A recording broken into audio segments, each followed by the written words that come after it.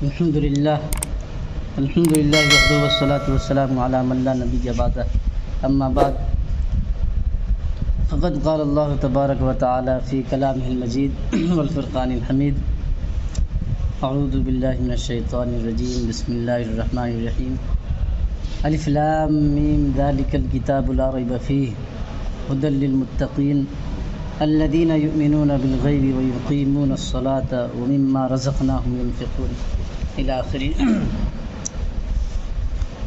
میرے محترم بزرگ دوستو، اللہ تعالیٰ کا بہت بڑا احسان ہوا کہ اس نے ہمیں اور آپ کو دین کی بات سننے کے لیے اپنے کام دھندہ چھوڑ کر یہاں بیٹھنے دیا ہے.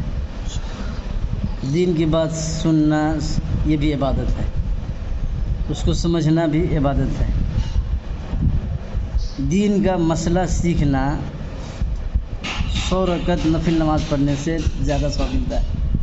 ایک مسئلہ سمجھ لینا اچھی طریقے سے، تو ہم تو یہاں بیٹھے انشاءاللہ بہت سارے سیکھیں گے. اس میں جو میں قرآن شریف کی آیت پڑھا ہوں، اس میں اللہ تعالیٰ فرماتا ہے الف لام میم، یہ حروف مقطعات میں سے ہے. قرآن شریف میں بعض صورتوں کے شروع میں موٹے موٹے حرفاں لکھے رہتے ہیں.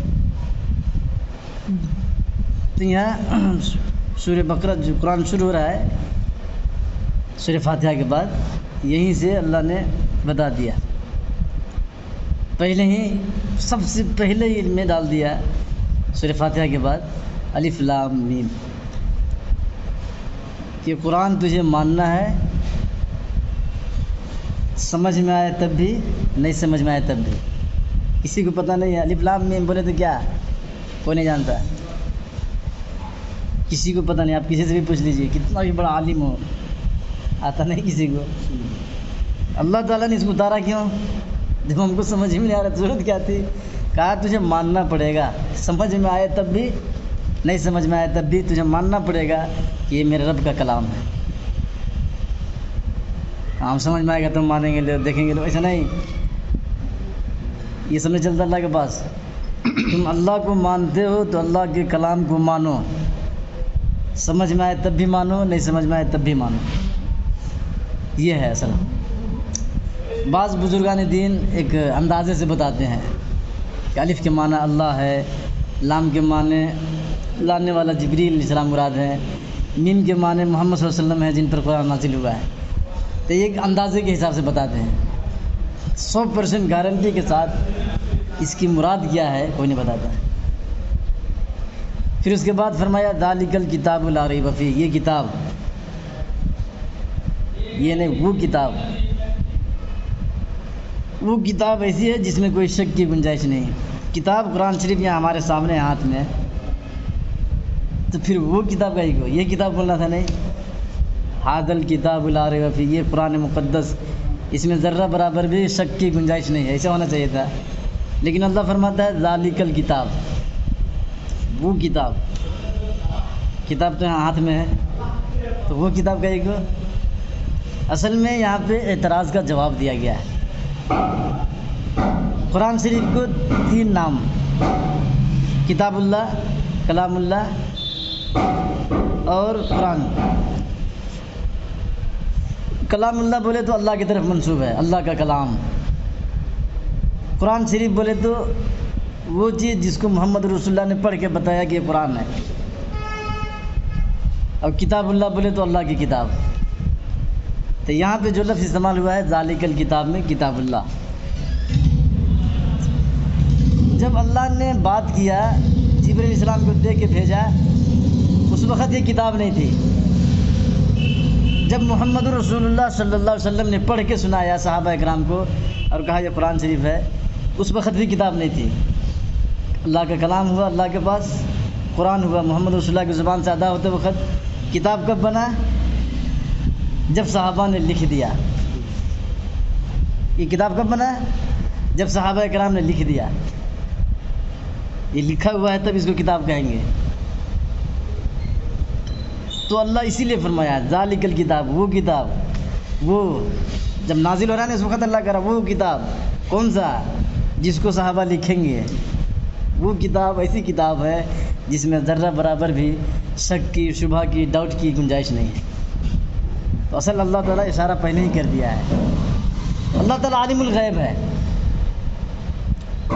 اللہ کو معلوم تھا کہ بعد میں لوگ بکواس کریں گے کہ صحابہ نے قرآن گھٹا دیا، کوئی کہے گا بڑھا دیا، کوئی کہے گا یہ اس میں سے آیت نکال دیا، یہ بکواس کریں گے۔ اس لیے اللہ نے پہلے ہی کہہ دیا ذالک الکتاب، وہ کتاب جس کو امیر معاویہ اپنے ہاتھوں سے لکھے گا، وہ کتاب جس کو عثمان غنی رضی اللہ تعالیٰ عنہ لکھوائیں گے، وہ کتاب جس کو عثمان غنی ساری دنیا میں پھیلائیں گے، اس کتاب میں ذرہ برابر بھی شک کی گنجائش نہیں ہے۔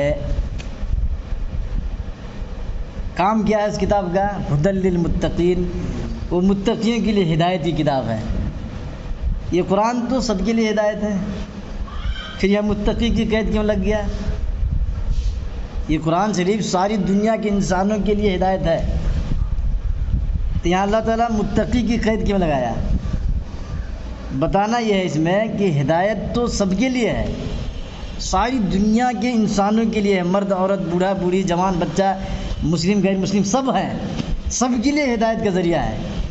تو پھر متقی کی قید کیوں لگایا؟ اس لیے کہ فائدہ وہ اٹھائیں گے جو متقی ہوں گے۔ ہدایت تو سب کے لیے ہے، لیکن فائدہ دنیا اور آخرت میں اس قرآن مقدس سے وہ اٹھائیں گے جو متقی اور پرہیزگار ہوں گے۔ پھر اشکال ہوتا ہے، ڈاؤٹ کہ متقی تو ہم بھی ہیں، یہ کہتے ہیں ہم بھی ہیں، وہ کہتے ہیں ہم بھی ہیں، متقی ہے کون؟ سب تو اپنے آپ کو متقی ہی سمجھتے ہیں، متقی ہے کون؟ قرآن کہہ رہا ہے کہ متقیوں کے لیے ہدایت ہے، تو قرآن ہی سے پوچھ لیتے ہیں کہ بتا متقی کون ہے؟ قرآن بتائے گا؟ قرآن کہتا ہے ھدی للمتقین، یہ کتاب جو ہے صحابہ نے جس کو لکھا ہے، یہ کتاب متقیوں کے لیے ہدایت ہے۔ متقی کون ہے؟ آگے بتا رہا ہے الذین یؤمنون بالغیب ویقیمون الصلاة ومما رزقناہم ینفقون۔ متقی وہ لوگ ہیں جو غیب پر ایمان رکھتے ہیں۔ نشانی بتا رہا ہے قرآن مقدس، نشانی بتا رہا ہے کہ متقی ہے کون۔ ایسے تو سب اپنے آپ کو متقی سمجھتے ہیں، متقی ہے کون قرآن بتا رہا ہے۔ متقی وہ لوگ ہیں جو غیب پر ایمان رکھتے ہیں۔ پھر دوسری نشانی بتا رہا ہے وَيُقِيمُونَ الصَّلَاةَ وَمِمَّا رَزَقْنَاهُمْ يُنْفِقُونَ۔ متقی کی دوسری نشانی بتایا وہ نماز قائم کرتے ہیں، اور متقی کی تیسری نشانی بتایا وَمِمَّا رَزَقْنَاهُمْ يُنْفِقُونَ۔ اللہ فرماتا ہے جو ہم نے روپیہ پیسہ دیا ہے، دھن دولت، اس میں سے وہ صدقہ خیرات زکوٰۃ نکالتے رہتے ہیں۔ یہ متقی کی نشانی بتا رہا ہے قرآن۔ تو الذین یؤمنون بالغیب، متقی وہ ہیں جو غیب پر ایمان رکھتے ہیں۔ تو یہ تو لفظ ہوا، عمل کون ہے؟ ہم کو عملی طور پر نمونہ چاہیے۔ عملی طور پر غیب پر ایمان رکھنے میں سب سے بڑا ماہر، سب سے اول، سب سے پہلا ابوبکر صدیق رضی اللہ تعالیٰ عنہ۔ وہ پہلا مددگار، وہ پہلا صحابی، نبی نے جسے ہر قدم پر دعا دی، وہ جان صداقت، جان وفا ہے، یہ محمد رسول اللہ پر جان فدا کرنے والے صحابی ہیں۔ تو ہم کو عملی نمونہ غیب پر ایمان رکھنے والوں میں سب سے پہلے ابوبکر صدیق نظر آتے ہیں۔ وہ کیسے؟ آپ دیکھیے، حضور پاک صلی اللہ علیہ وسلم معراج میں گئے اللہ کے پاس، یہ جسم کے ساتھ، روح کے ساتھ، اس دنیا سے پہلا آسمان، دوسرا، تیسرا، چوتھا، ساتواں آسمان پار کر کے عرش میں اللہ کے پاس گئے ملاقات کرنے، اور ایک سیکنڈ میں واپس بھی آ گئے۔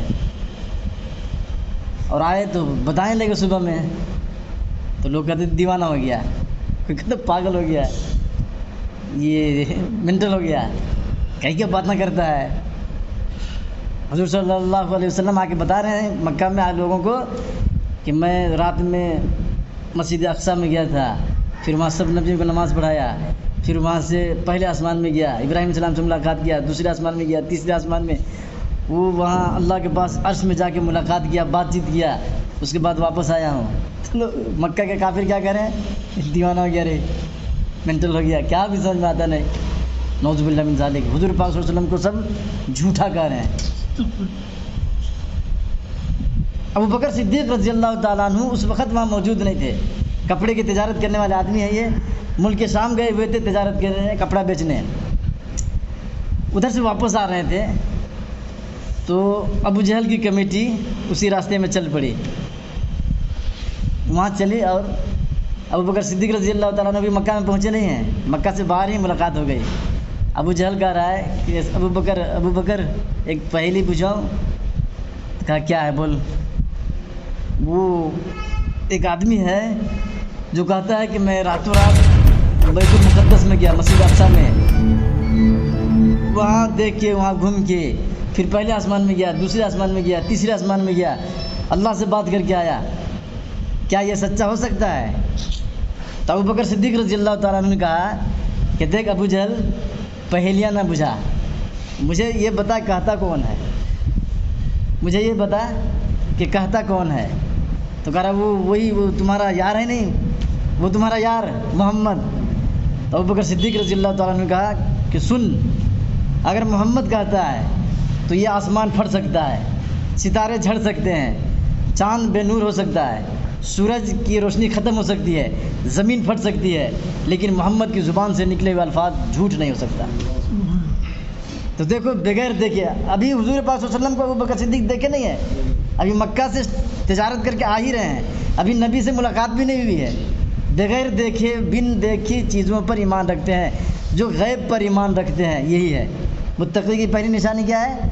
الذین یؤمنون بالغیب، جو غیب پر ایمان رکھتے ہیں۔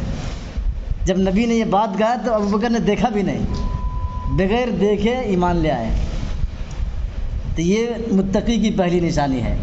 ایسے ہی ہم اور آپ سب کے سب بغیر دیکھے چیزوں پر ایمان لائیں گے، جس کا تذکرہ حضور پاک صلی اللہ علیہ وسلم نے کر دیا، جس کا قرآن میں اللہ نے تذکرہ کر دیا، ہم دیکھے نہیں ہیں لیکن ایمان لائیں گے، اگر آپ کو متقی بننا ہے تب۔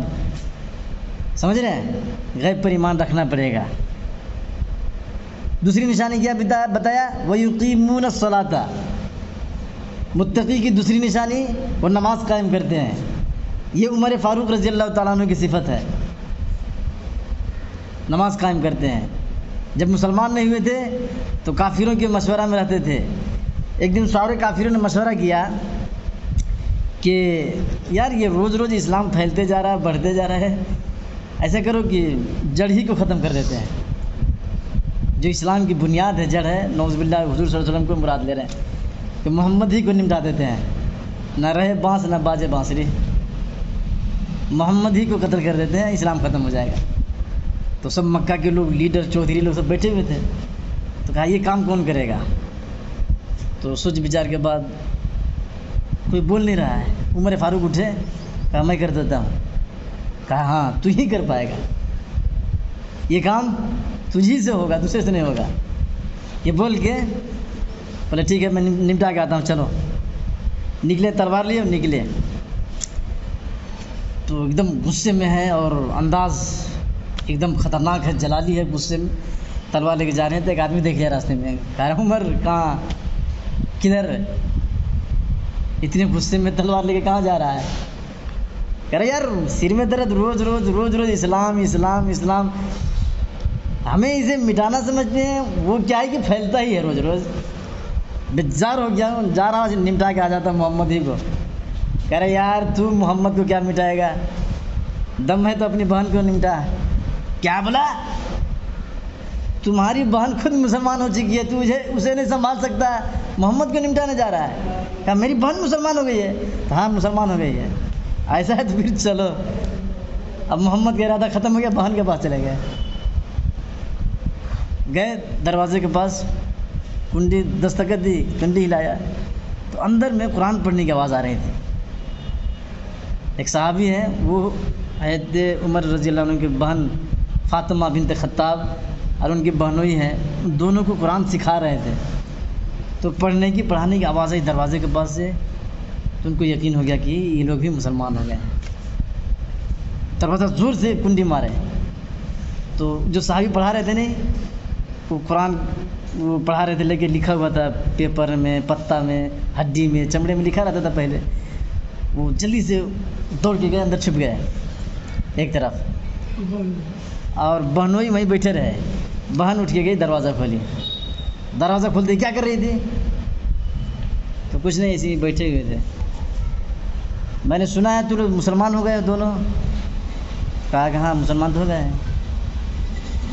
تماچا مارنا شروع کیا بہن کو، اتنا مارا ہے عمر فاروق نے، اتنا مارا ہے بہن کو، منہ میں سے خون نکل رہا ہے، ناک میں سے خون نکل رہا ہے، کان میں سے خون نکل رہا ہے، اتنا مارا ہے اسلام لانے کی وجہ سے۔ بے ہوش ہو گئی، کان میں کمے باندھتے ہیں نہیں ہوتا، وہ جھڑ کے گر گیا نیچے۔ پھر کچھ دماغ کام ہوا، خون نکلنا کچھ بند ہوا، انتظام کیے تو کہی کہ عمر تو خطاب کا بیٹا ہے، میں بھی خطاب کی بیٹی ہوں، جس ماں کا دودھ تو نے پیا ہے اسی ماں کا دودھ میں نے بھی پیا ہے، مسلمان ہو چکی ہوں، جو کرنا ہے کر لے۔ وہ عورت دینداری کی وجہ سے اتنا ہمت، اتنی بہادری آئی۔ تو عمر بھی سوچنے لگے یار میرے سامنے بات نہیں کر سکتی، کبھی میرے سامنے کبھی زبان نہیں ہلائی ہے، اور ڈٹ کے مقابلہ کر رہی ہے ہم سے، یہ طاقت، یہ پاور آیا کہاں سے اسے؟ تو عمر رضی اللہ عنہ بھی پسیجنے لگے، آخر یہ پاور آیا کہاں سے اسے؟ میری بہن ہے، میرے ساتھ رہی ہے، پرورش کیا ہوں میں، سب ساتھ میں رہے ہیں، کبھی میرے سامنے میری بہادری اور ہمت اور جرات اور میرے غصہ کے سامنے یہ زبان نہیں ہلاتی تھی، اور اتنا ڈٹ کے مقابلہ کر رہی ہے۔ تو کہنے لگے کہ اچھا چلو جانے تو، جو ہوا سو ہوا۔ وہ کیا پڑھا رہے تھے وہ دکھاؤ مجھے۔ کہنے دینے کا، ناپاک ہو تم، پہلے پانی نہاؤ تب دیں گے۔ تو بولے ٹھیک ہے چلو ہم نہا لیتے ہیں بھائی، پانی نہائے۔ تو ہے فاطمہ بہن ہے، دیکھو بہن کی بھی فکر ہے، ہمیں دیکھو کیا فکر کر کے ہے۔ بہن پانی ڈال رہی ہے، پانی دے رہی ہے، رو رہی ہے، خون نکل رہا ہے، دعا کر رہی ہے، یا اللہ میرا جتنا اختیار تھا میں نے اتنا کر دیا، آگے تیرا اختیار ہے۔ میں اوپر کا دھو دھو کے پاک کر رہی ہوں، میں اوپر پانی ڈال ڈال کے صاف کر رہی ہوں، تو اندر صاف کر دے۔ اللہ نے ہدایت کے فیصلے کر دیے۔ تو قربانی دینے کے بعد دین وجود میں آتا ہے۔ بہن کی فکر دیکھو کیا ہے، یا اللہ میں اوپر پانی ڈال ڈال کے صاف کر رہی ہوں، تو اندر کا صاف کر دے۔ آج ہے کوئی ایسے بہن؟ کوئی نہیں اب۔ تو دیکھیے یہ حضرت عمر رضی اللہ تعالیٰ عنہ نہا دھو کے قرآن پڑھنے لگے، تو عربی تو سمجھتے تھے، پڑھے لکھے آدمی تھے وہ، تو اندر سے دل پسیجنے لگا۔ بولا اچھا ایسا کرو چلو مجھے محمد کے پاس لے چلو۔ تو حضرت فاطمہ نام ہے، کہنے لگی بھائی خوش ہو جا، کل رات نبی پاک صلی اللہ علیہ وسلم نے دعا مانگی تھی، اللہم ایّد الاسلام والمسلمین بعمرین، عمر بن خطاب او بعمر بن ہشام۔ اللہ کے نبی نے دعا کیا تھا، یا اللہ اسلام کو طاقت پہنچا دو عمر میں سے کسی ایک عمر سے، یا تو عمر بن خطاب سے یا عمر بن ہشام سے۔ عمر بن خطاب یہ عمر فاروق رضی اللہ عنہ ہے، عمر بن ہشام ابو جہل ہے، دونوں بہادری میں مکہ کے اندر مشہور تھے۔ تو اللہ کے نبی دعا کر رہے ہیں دونوں بہادر میں سے کسی ایک کو مسلمان بنا دے، سمجھ رہے ہیں؟ تو اللہ نے عمر فاروق کو توفیق دے دیا، ابو جہل کو نہیں دیا۔ اس کے اندر تکبر تھی، وہ اپنی طاقت پر گھمنڈی کرتا تھا، سینہ تان کے ایسے کر کے چلتا تھا، پالے گاڑ کے نہ۔ تو تکبر اللہ کو پسند نہیں، کوئی بھی ہو، اس لیے اللہ نے اسے ہدایت کی توفیق نہیں دی، عمر فاروق کو توفیق دے دی۔ عمر فاروق رضی اللہ عنہ کو خوشخبری سنا دیا بہن نے، بولے چلو کیا ٹھیک ہے، تلوار لے کے نکلے، اور حضور پاک صلی اللہ علیہ وسلم ایک گھر میں چھپ کے، دار ارقم میں بولتے ہیں، چھپ کے صحابہ کرام کو وضو کے طریقہ، نماز کے طریقہ، قرآن، سورتیں، مسئلہ، عقیدہ، ایمان سب سکھاتے تھے۔ وہاں پہنچے، دروازہ کھٹکھٹایا، تو اندر سے صحابہ کرام، دروازہ میں روزن رہتا ہے نہیں، لکڑی کی چکلا کے دروازے میں، تو اندر سے دیکھے تو کہا یا رسول اللہ یہ تو عمر آیا ہے، تلوار لے کے آیا ہے، یا رسول اللہ یہ تلوار لے کے آیا ہے۔ حضور صلی اللہ علیہ وسلم نے فرمایا کہ فرق نہیں پڑتا ہے، پریشان نہ ہو، حضور پاک صلی اللہ علیہ وسلم کے چچا ہے حمزہ رضی اللہ تعالیٰ عنہ اندر تھے، آستین چڑھائی، کہا کہ دیکھ لیں گے، وہی خالی بہادر ہے، ہم بھی بہادر ہیں، اگر عزت سے آیا تو آنے دو، ورنہ اس کی خیر نہیں، آج دیکھ لیں گے ہم۔ بہادر ہیں امیر حمزہ رضی اللہ تعالیٰ عنہ، سید الشہداء حمزہ، نبی پاک صلی اللہ علیہ وسلم کا فرمان ہے، بہادر ہیں بہادر۔ غزوہ بدر میں تلوار، ایک ایک تلوار 50 کے جی کا دونوں ہاتھ میں تھا، جدھر جاتے تھے کافروں کی فوج پلٹ دیتے تھے۔ کتنے بڑے بڑے بہادروں کو موت کے گھاٹ اتارا ہے۔ تو کہے آستین چڑھائے اوپر، کہا کہ آنے دیکھ لیں گے، دروازہ کھولو، دروازہ کھولیں تو حضور صلی اللہ علیہ وسلم پوچھے عمر کیا حال ہے؟ کہا یا رسول اللہ آیا تھا تو آپ کو قتل کرنے، لیکن میں خود قتل ہو گیا، میں آپ کو قتل کرنے آیا تھا، میرا نفس، میرا شیطان، میرے خواہشات، میرے جذبات آپ کو قتل کرنے کے ارادے سے آئے تھے، لیکن خود قتل ہو گئے، آپ مجھے کلمہ پڑھائیں۔ حضور پاک صلی اللہ علیہ وسلم نے کلمہ پڑھایا، صحابہ کرام نعرے تکبیر اللہ اکبر، اتنا زور سے نعرہ لگائے گھر کے اندر، مکہ کے پہاڑ ہل رہا تھا، ایک بہادر مل گیا۔ اب اندر میں حضور صلی اللہ علیہ وسلم وضو بنانے کا طریقہ سکھا رہے تھے، نماز پڑھنے کا سب طریقہ، تو بلال رضی اللہ تعالیٰ عنہ وضو کر رہے تھے، اذان کا ٹائم ہونے لگا، تو عمر رضی اللہ پوچھ رہے کیا کر رہا ہے؟ تو کیا وضو بنا رہا ہوں، وضو کیا کرے گا وضو بنا کے؟ تو نماز پڑھیں گے۔ نماز کیا ہوتا ہے بھائی؟ تو بتائیں کہ اللہ کے سامنے کھڑے ہونا، ادب کے ساتھ قرآن پڑھنا، اللہ کی تعریف کرنا، رکوع کرنا، سجدہ کرنا۔ تو بولا کہاں کرو گے؟ کہا یہیں گھر میں۔ اسی میں یار عمر مسلمان ہو گیا، نماز چھپ کے پڑھو گے تو پھر میرے مسلمان ہونے کا فائدہ کیا ہے؟ یا رسول اللہ نماز کہاں پڑھیں گے؟ تو کہا یہیں چھپ کے پڑھیں گے، خانہ کعبہ میں چلو۔ کہا عمر دل تو میرا بھی کرتا ہے کہ اللہ کے گھر میں اللہ کی عبادت ہو، لیکن یہ مکہ کے کافر، یہ لیڈر، یہ چودھری، یہ نیتا پڑھنے نہیں دیتے۔ کہا یا رسول اللہ عمر مسلمان ہو جائے اور عبادت گھر میں چھپ کے پڑھو، پھر میرے مسلمان ہونے کا فائدہ کیا ہے؟ چلو خانہ کعبہ کے اندر چلو۔ کہا چلو۔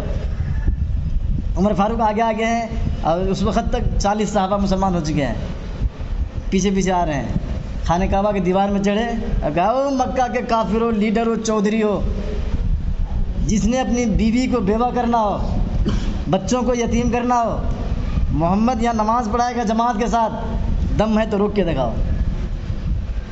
وہ سب لیڈر لوگ مشورہ کر رہے تھے، نہیں ارے یہ کیا ہو گیا رے با، اسے بھیجے تھے کہ قتل کر کے آؤ، یہ کیا ہو گیا؟ یہ تو ریورس گیئر بدل دیا ادھر جا کے۔ اسے بھیجے تھے کہ نمٹا کے آؤ، ختم کر کے آؤ، یہ تو اسلام پھیلانے آ گیا۔ کسی کے اندر ہمت نہیں ہوئی، اتنا بہادر تھے، کسی کے اندر ہمت نہیں ہوئی، کیا کہ مقابلہ کریں۔ حضور پاک صلی اللہ علیہ وسلم نے نماز پڑھائی۔ تو متقی کی دوسری نشانی نماز قائم کرتے ہیں۔ نماز قائم کرنا بولے تو کیا؟ جماعت کے ساتھ مسجد میں نماز پڑھنا پڑھانا، اس کو کہتے ہیں نماز قائم کرنا۔ عمر فاروق نے نماز قائم کیا ہی نہیں، مسجد میں کیا نہیں، مسجد میں کیا، جماعت کے ساتھ کیا نہیں، اس کو کہتے ہیں نماز قائم کرنا۔ اکیلے پڑھیں، کبھی نہیں پڑھیں، کبھی چھوڑ ڈالیں، یہ نماز قائم کرنا نہیں، یہ نماز پڑھنا ہے۔ سمجھ رہے میری بات؟ نماز قائم کرنا بولے تو کیا ہے؟ جماعت کے ساتھ مسجد میں پڑھانا، سب کو جوڑ کے لا کے نماز پڑھوانا، یہ ہوتا ہے نماز قائم کرنا۔ تو زندگی میں مسلمان ہوتے ہی فوراً کیا کام کیا؟ نماز قائم کرائے، اور زندگی کے آخری لمحے میں بھی فجر کی نماز پڑھا رہے ہیں۔ دشمن نے فجر کی نماز میں وار کیا ہے، 2 دھاری تلوار سے پیٹ میں مارا، ادھر سے ادھر خون نکلنے لگا، بیٹھ گئے۔ ایک صحابی کو بلائے، نماز مکمل کرو، صفیں لگی ہوئی تھی، وہ نمازی، تو صحابہ کرام ان کو بچانے کے لیے، دیکھنے کے لیے پریشان تھے۔ کہا مجھے چھوڑو، ارے میں آج ہوں کل نہیں، اللہ کی نماز پابندی سے پڑھو، مجھے چھوڑ ڈالو، پہلے نماز پورا کرو۔ تو سب صحابہ نماز پڑھے، اسی زخم سے، اسی تلوار کے وار سے شہید بھی ہو گئے۔ تو آخری کام نماز قائم کر کے گئے ہیں، ایمان لاتے ہی پہلا کام نماز قائم کیا ہے۔ ایسا ہوتا ہے نماز قائم کرنا۔ تو متقی کی 2 نشانیاں بتایا، غیب پر ایمان لاتے ہیں اور نماز قائم کرتے ہیں۔ کریں گے ایسا؟ یہ نہیں کہ ہم جماعت میں آئے ہیں تو یہیں پڑھیں گے نماز، باقی ٹائم نہیں پڑھیں، ایسا نہیں۔ اپنا مزاج بنا کے رکھو ایسا کہ نماز پڑھنا ہے تو پڑھنا ہے۔ نماز جو ہے نا یہ ہم لوگ کھاتے ہیں نا، دال کھانا، سبزی، چیلا، اڈلی کئی کھاتے ہیں. یہ جسم ہمارا نا ہڈی گوشت لوتھڑا، اسے سکون پہنچانے کہ کمزور نہ ہو جائے. نماز کا پڑھنا، اس جسم کے اندر ایک روح ہے، روح نورانی چیز، اس کی روزی کیا ہے؟ نماز، قرآن کی تلاوت، ذکر، عبادت، اس کی بھی روزی ہے. ہمیں کیا کی جسم کی روزی 3 وقت ڈالتے ہیں اور روح کی روزی کا مطلب ہی نہیں ہے. یہ جسم کو کھانا پانی نہ دیں تو کیا ہوگا؟ کمزور ہو جائے گا، مر بھی جائے گا، 4-5 دن میں مر بھی جائے گا. ایسے ہی روح کی بھی روزی ہے. یہ جسم ہمارا زمین کی مٹی سے بنا ہے تو اس کی روزی بھی زمین سے ملے گی. ارے دال چاول آٹا ساٹا رہر، یہ ترائی، یہ مونگ کی پھلی، یہ بیگن کہاں سے نکلتا ہے؟ زمین سے. کس کے لیے؟ یہ جسم کے لیے. یہ جسم جو ہمارا اس مٹی سے بنا ہے، اس کی روزی بھی اسی مٹی سے نکلے گا. اور روح جو ہے اوپر سے، تو روزی اس کی کہاں سے آئے گی؟ اوپر سے. تو نماز اوپر سے آیا ہے نیچے سے آیا ہے؟ اوپر سے. قرآن، ہاں تو روح کی روزی وہی ہے. تو قرآن پڑھیں گے، نماز بھی پڑھنا ہے. روح کی روزی وہ. ہمیں کیا کہ پیٹ کی روزی پتہ ہے، روح کی روزی جانتے ہی نہیں. روح کی روزی جانتے ہی نہیں ہے. صبح میں ناشتہ نہ کرے تو 1 بجے تک پریشان، ہگما بھوک لگتی ہے، دم پھرتا نہیں ہے، بی پی لو ہو رہا ہے. 70 سال سے نماز نہیں پڑھ رہا ہے، روح مرا نہیں ابھی تک. ارے کب کے مر گیا ہے تجھے پتہ نہیں ہے؟ ڈھانچہ پھر رہا ہے، ڈھانچہ کھوکھلا ہڈی پھر رہا ہے ادھر سے ادھر. روح تمہارا کب کی مر چکا ہے.